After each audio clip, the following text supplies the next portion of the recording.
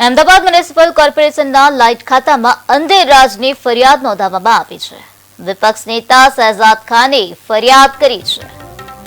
Street light બંધ હોવાની ફરિયાદ કરવામાં આવી છે। 5 મહિનામાં 48,209 ફરિયાદ નોંધવામાં આવી છે। તો છેલ્લા 3 વર્ષની વાત કરીએ તો છેલ્લા 3 વર્ષમાં 2.36 લાખથી વધુ ઓનલાઈન ફરિયાદ નોંધાઈ। અંદાજિત 216 જેટલી દરરોજની ફરિયાદો જોવા મળી છે। ત્યારે આટલી ફરિયાદો હોવા છતાં પણ તંત્ર કુંભકર્ણની નિંદ્રામાં લાગી રહ્યું છે। કુલ 2,07,000 જેટલા સ્ટ્રીટ લાઇટના પોલ જોવા મળ્યા, તો 3,000 થી 4,000 જેટલા સ્ટ્રીટ લાઇટ પોલ બંધ છે। લાઇટ ડિપાર્ટમેન્ટની બેદરકારીથી લોકો હેરાન પરેશાન થઈ ગયા છે। અમદાવાદ મ્યુનિસિપલ કોર્પોરેશનના સ્ટેન્ડિંગ કમિટીના ચેરમેનનું નિવેદન સામે આવ્યું છે। એએમસીમાં હાલ સ્ટ્રીટ લાઇટ મેન્ટેનન્સનો કોન્ટ્રાક્ટ પૂરો થઈ ગયો છે, ત્યારે ફરિયાદ આવે તે માટે વૈકલ્પિક સુવિધા પૂરી કરવામાં આવશે। जनता पार्टी के राज्य में अहमदाबाद म्युनिसिपल कॉर्पोरेशन में यदि सबसे बेदरकारी वाला डिपार्टमेंट हो तो वो स्ट्रीट लाइट डिपार्टमेंट है। करोड़ों रुपए का बजट स्ट्रीट लाइट के लिए निकाला जाता है, लेकिन अंधेरा होते ही अहमदाबाद शहर अंधेरे में चले जाता है।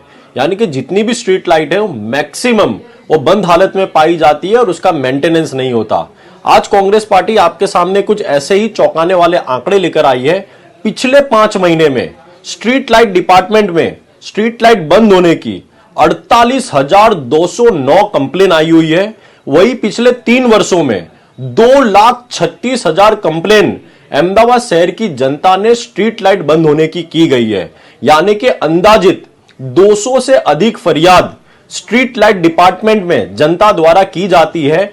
ये आंकड़े साफ बताते हो कि यदि 5 महीने में 48,000 से अधिक कंप्लेन स्ट्रीट लाइट बंद होने की आती हो तो भारतीय जनता पार्टी ने अहमदाबाद शहर को अंधेरे में कर दिया है। वही स्ट्रीट लाइट बंद होने से दिन प्रतिदिन एक्सीडेंट के केसेस बढ़ते जाते हैं। हम सबको पता है कि तथ्य पटेल एक्सीडेंट केस के जैसा माहौल आज अहमदाबाद शहर में यदि फिर से होता है, स्ट्रीट लाइट बंद रहती है, तो उसकी जिम्मेदारी सिर्फ और सिर्फ अहमदाबाद म्युनिसिपल कॉर्पोरेशन की रहेगी। अमदावाद महानगरपालिकाની અંદર ઘણા વર્ષોથી લાઇટના મેન્ટેનન્સનો કોન્ટ્રાક્ટ આપવામાં આવ્યો હતો। કંપનીની વાત કરીએ કે ટર્મ્સ કન્ડિશન એની જે સમય મર્યાદા હતી એ હાલમાં પૂરી થઈ ગઈ છે। નવા ટેન્ડરો ઇન્વાઇટ કરવામાં આવ્યા છે।